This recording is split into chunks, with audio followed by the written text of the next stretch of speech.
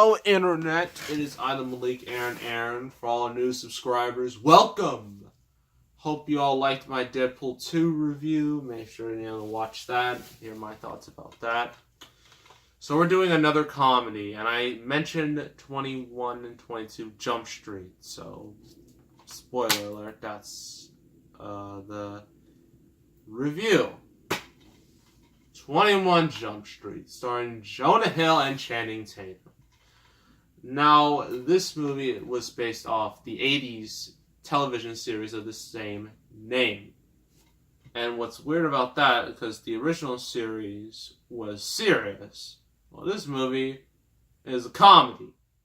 So you're probably wondering, well, why would you make a serious cop drama into a comedy? Like, why would you do that?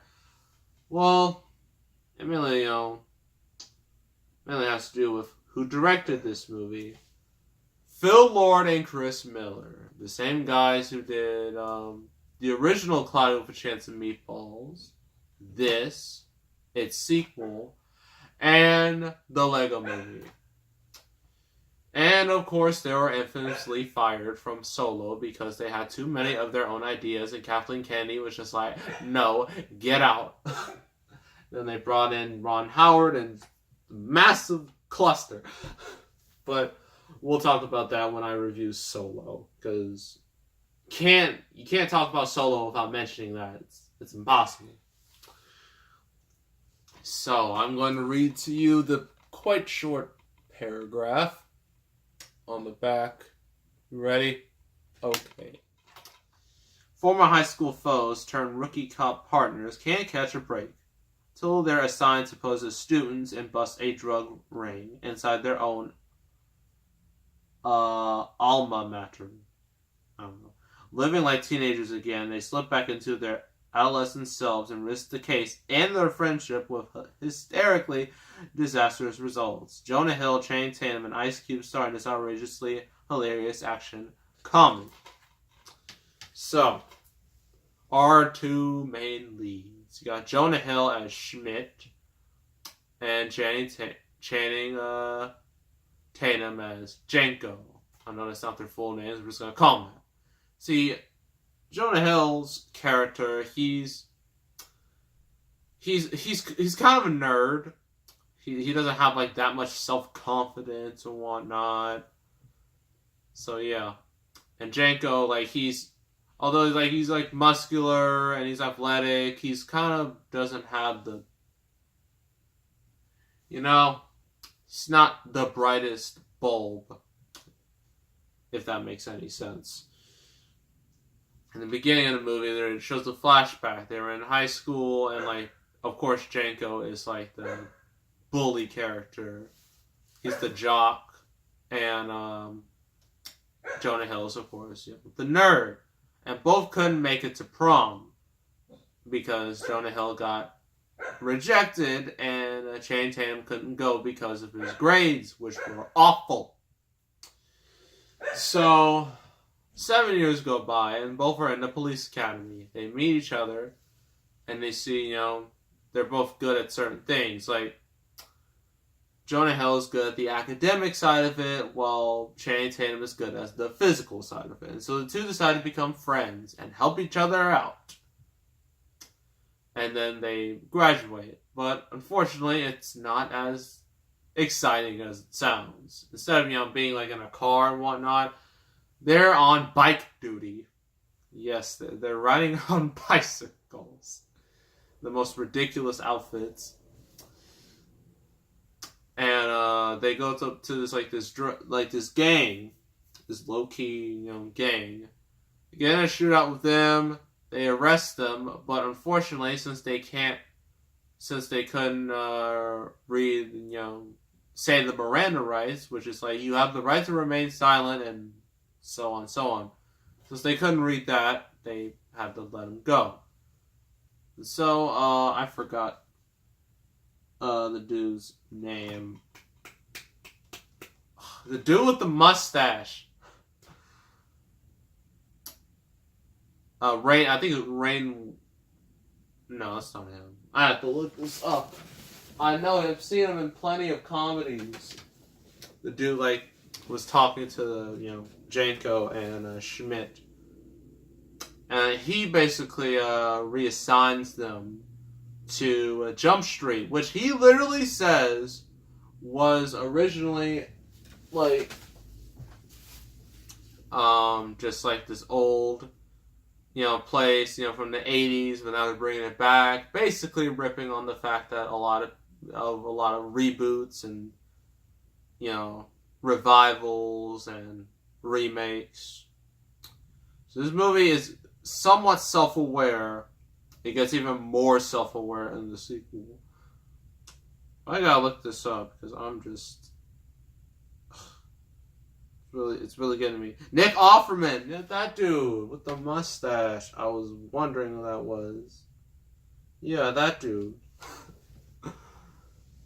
So they're assigned to Jump Street, which was run by Ice Cube, who has quite the temper, and it gets even more crazy in the sequel.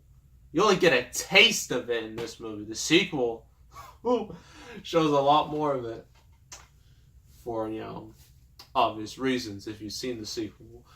So he assigns, the two to go undercover as high school students. That way they can, stop like this drug from, going around. And it's like, it goes by the name HFS, which I'm not going to say what it stands for because this video would get flagged instantly. I know. If you've seen the movie, you know what it stands for. It's not hard to explain. It's a drug that has 5 stages. Some of them I'm going to have to censor. The first, you start giggling a lot. The second one, you start tripping really bad. The third is when you have, a false confidence. The fourth is when you go absolutely crazy. And then the fifth is when you go asleep. However, you see all this in a YouTube video, an old YouTube video from probably 2011. 2011 looking YouTube video. That's how old this movie is. The kid died, so of course they have to, stop the drug from spreading. So they go back to high school and they get new identities, but they decide to switch it up. So Jonah Hill, he has drama and track, while Janko has science, AP science.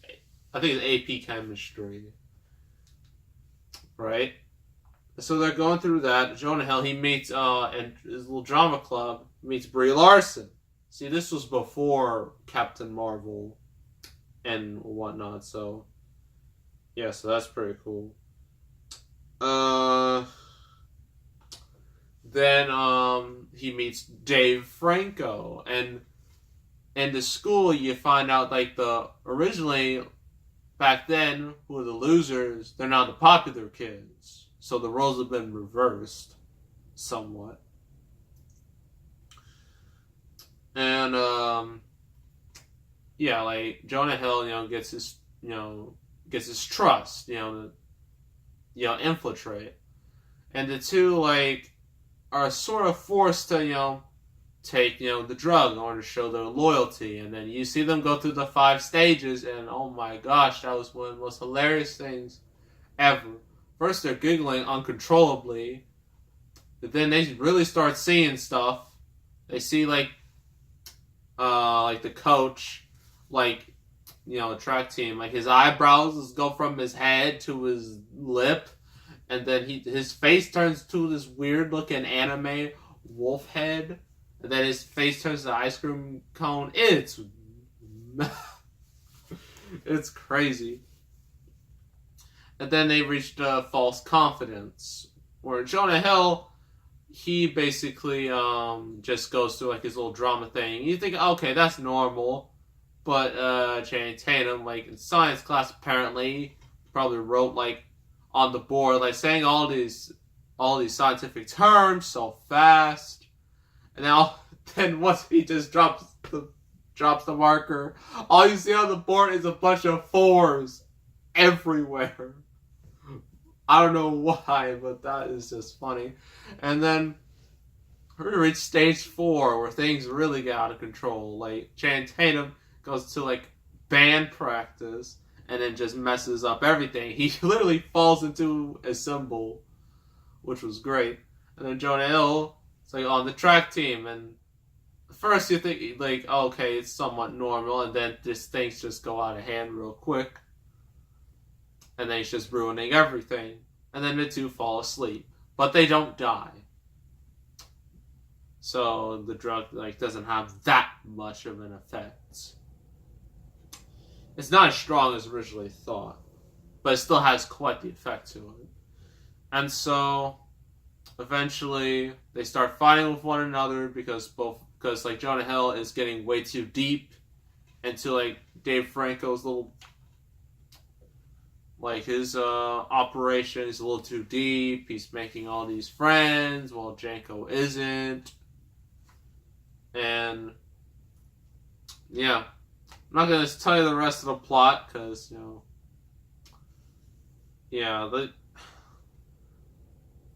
think that's all I'm gonna say about the plot because you have to watch the whole movie.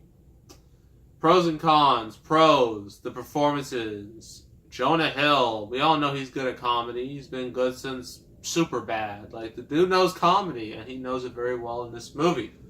But Channing Tatum, like, when this was coming out, a lot of people didn't like Channing Tatum because he just wasn't very good. He was too stiff. He was just lacked emotion. But in this movie, he goes all out. Like, the dude, like, clearly knows comedy.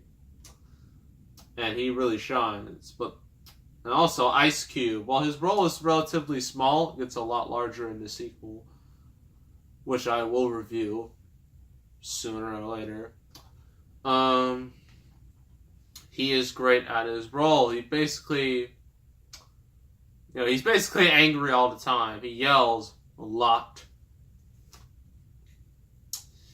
And what he says is pretty funny. All the other characters are good. All the other performances are good. The comedy itself is great. Like, Phil Lord and Chris Miller, like, those two are talented. Because, they know how to get, like, the best out of, the actors. Give them, like, their best comedic performance. And, of course, the drug scenes. Seeing them play out is quite entertaining. In terms of, and also the movie is very self-aware. There's even, like, the two original, guys from the original Jump Street series. They make cameos. One of them is Johnny Depp. He makes a cameo in this, which is awesome. In terms of cons, some of the story bits can get a little too predictable at times. You kind of know where it's going to go. But the rest of the movie is just so funny. Oh, I forgot to mention the car chase. Oh, the car chase! Like it's almost like near the climax, where it's like one of the main reasons why like the two kind of like split up for a little bit of the movie. So they're trying to like escape from these guys, right? But they have to deal with traffic. They have to jump into other people's cars, and then they're like, just a massive car chase. And there's 3 times, like, 2 times you think, like, a motorcycle goes into, like, an oil tank, and you think it'll explode. First time, it doesn't. And you're just like, that's... What? I thought that would explode. Then the second one happens, and you really thought it would explode, but it didn't. Which is even stranger. And then the third one, out of all things to explode, all the vehicles will explode. It explodes under a bunch of chickens. Yes, that happens. It explodes with a bunch of chickens. Which is... I like how they kind of swerved you and then... they eventually, it explodes on the last thing you think a motorcycle will explode on. So that was cool. That was really funny. yeah, I think that's about it with this movie. Yeah, that was another pro. I'm going to give this 8.5 out of 10. A fantastic comedy. It could be very, very raunchy. So, full warning, you need to be at least 16 to understand. Or 15. 15, 16. Anything above that age, you're good. Anything under that age, no. Stay away. But yeah, 8.5 out of 10. Fantastic comedy. Highly recommended. Next review. It's not quite a comedy, but it has comedic elements to it, and it's quite interesting. We're doing a grindhouse flick, not just any grindhouse flick. We're doing a Quentin Tarantino flick. And that flick is Death Proof. That will be the next review. So make sure to subscribe, like this video, leave a comment. I will see you all next time, and I am out.